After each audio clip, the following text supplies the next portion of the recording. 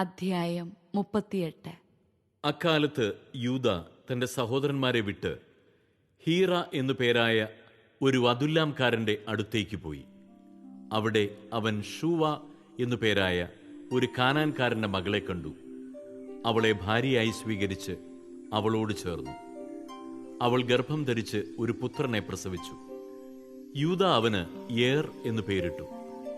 അവൾ വീണ്ടും ഗർഭം ധരിച്ച് ഒരു പുത്രനെ പ്രസവിച്ചു. അവനെ അവൾ ഓനാൻ എന്ന് വിളിച്ചു. അവൾ വീണ്ടും ഗർഭിണിയാകുകയും ഒരു മകനെ പ്രസവിക്കുകയും ചെയ്തു. അവനെ അവൾ ഷേല എന്ന് വിളിച്ചു. അവൻ ജനിക്കുമ്പോൾ യൂദ കെസീബിലായിരുന്നു. തന്റെ കടിഞ്ഞൂൽ പുത്രനായ ഏറിന് യൂദ ഒരു ഭാര്യയെ തിരഞ്ഞെടുത്തു. അവളുടെ പേർ താമാർ എന്നായിരുന്നു. എന്നാൽ യൂദായുടെ കടിഞ്ഞൂൽ പുത്രനായ ഏർ കർത്താവിന്റെ മുൻപിൽ ദുഷിച്ചവനായിരുന്നു. കർത്താവ് അവനെ മരണത്തിനിരയാക്കി. അപ്പോൾ യൂദ ഓനാനെ വിളിച്ചു പറഞ്ഞു, നിന്റെ സഹോദരന്റെ ഭാര്യയെ വിവാഹം ചെയ്ത് സഹോദരന് വേണ്ടി സന്താനങ്ങളെ ജനിപ്പിക്കുക. സന്തതി തന്റേതായിരിക്കില്ലെന്ന് അറിയാമായിരുന്ന ഓനാൻ തന്റെ സഹോദരന് വേണ്ടി സന്താനങ്ങളെ ഉൽപ്പാദിപ്പിക്കാതിരിക്കാൻ സഹോദര ഭാര്യയുമായി ചേർന്നപ്പോൾ ബീജം നിലത്ത് വീഴ്ത്തിക്കളഞ്ഞു.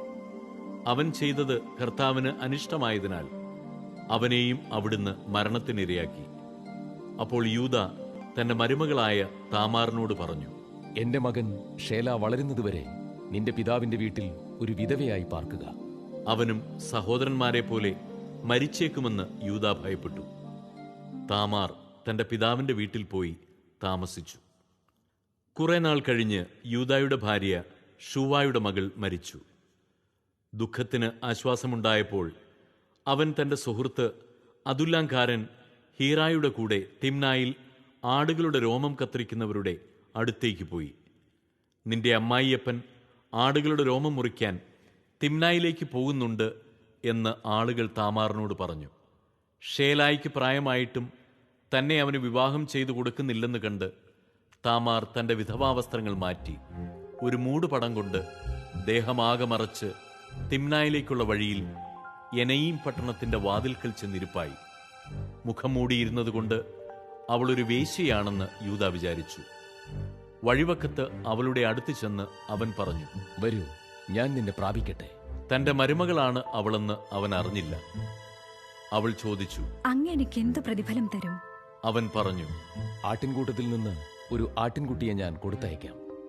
അവൾ ചോദിച്ചു, അതിനെ കൊടുത്തയക്കുന്നതുവരെ എന്തുറപ്പാണ് എനിക്ക് തരുക?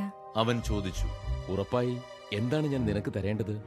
അവൾ പറഞ്ഞു, അങ്ങയുടെ മുദ്രമോതിരവും വളയും കയ്യിലെ വടിയും. അവൻ അവയെല്ലാം അവൾക്ക് കൊടുക്കുകയും അവളെ പ്രാപിക്കുകയും ചെയ്തു. അങ്ങനെ അവൾ അവനിൽ നിന്ന് ഗർഭം ധരിച്ചു. അവൾ അവിടെ നിന്ന് പോയി തന്റെ മൂടുപടം മാറ്റി വിധവാ വസ്ത്രം ധരിച്ചു. താൻ ഈടുകൊടുത്തവ ആ സ്ത്രീയുടെ കയ്യിൽ നിന്ന് തിരിച്ചെടുക്കാൻ യൂദ അദുല്ലാംകാരനായ സ്നേഹിതന്റെ കയ്യിൽ ആട്ടിൻകുട്ടിയെ കൊടുത്തയച്ചു. എന്നാൽ അവന് അവളെ കണ്ടുപിടിക്കാൻ കഴിഞ്ഞില്ല. അവൻ സ്ഥലത്തുള്ളവരോട് ചോദിച്ചു, എന്നെയുമിലെ വഴിവെക്കിലിരുന്ന വേശ്യ എവിടെ? അവർ പറഞ്ഞു, ഇവിടെ അങ്ങനെ ഒരു വേശ്യയില്ല. അവൻ തിരിച്ചു ചെന്ന് യൂദായോട് പറഞ്ഞു, അവളെ കണ്ടുപിടിക്കാൻ എനിക്ക് കഴിഞ്ഞില്ല. അവിടെ ഒരു വേശ്യ ഉണ്ടായിരുന്നില്ല എന്ന് അവിടുത്തുകാർ പറയുകയും ചെയ്തു. യൂദാ പറഞ്ഞു, സാധനങ്ങൾ അവൾ സ്വന്തമായി സൂക്ഷിച്ചു കൊള്ളട്ടെ. നമ്മെ ആരും പരിഹസിക്കരുതല്ലോ.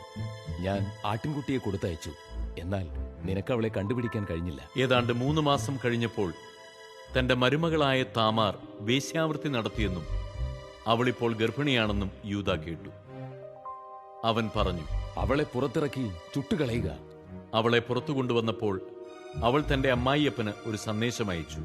ദയചെയ്ത് ഈ മുദ്രമോതിരവും വളയും വടിയും ആരുടേതെന്ന് കണ്ടുപിടിക്കുക.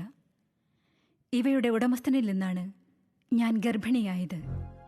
അവ തന്റേതാണെന്ന് യൂദ സമ്മതിച്ചു. അവൻ പറഞ്ഞു, എന്നേക്കാൾ നീതിയുള്ളവളാണ് അവൾ. ഞാൻ അവളെ എന്റെ മകൻ ഷേലാക്ക് ഭാര്യയായി കൊടുത്തില്ലല്ലോ. പിന്നീട് അവൻ അവളെ പ്രാപിച്ചില്ല. അവൾക്ക് പ്രസവ സമയമെടുത്തു. അവളുടെ ഉദരത്തിൽ 2 കുഞ്ഞുങ്ങളായിരുന്നു. പ്രസവവേദന തുടങ്ങിയപ്പോൾ ഒരു കുഞ്ഞ് കൈ പുറത്തേക്ക് നീട്ടി. ഇവൻ ആദ്യം പുറത്തു വന്നു എന്ന് പറഞ്ഞ് സൂതികർമ്മിണി അവന്റെ കയ്യിൽ ചുവന്ന ഒരു ചരട് കിട്ടി. പക്ഷേ അവൻ കൈ ഉള്ളിലേക്ക് വലിച്ചു. അവന്റെ സഹോദരൻ പുറത്തു വന്നു. നീ തന്നെത്താൻ പുറത്തേക്ക് വഴിയുണ്ടാക്കിയല്ലോ എന്ന് പറഞ്ഞ് അവൾ അവനെ പേരസ് എന്ന് വിളിച്ചു. പിന്നീട് കയ്യിൽ ചുവന്ന ചരടുമായി അവന്റെ സഹോദരൻ പുറത്തു വന്നു. അവന് സേറഹ് എന്നു പേരിട്ടു.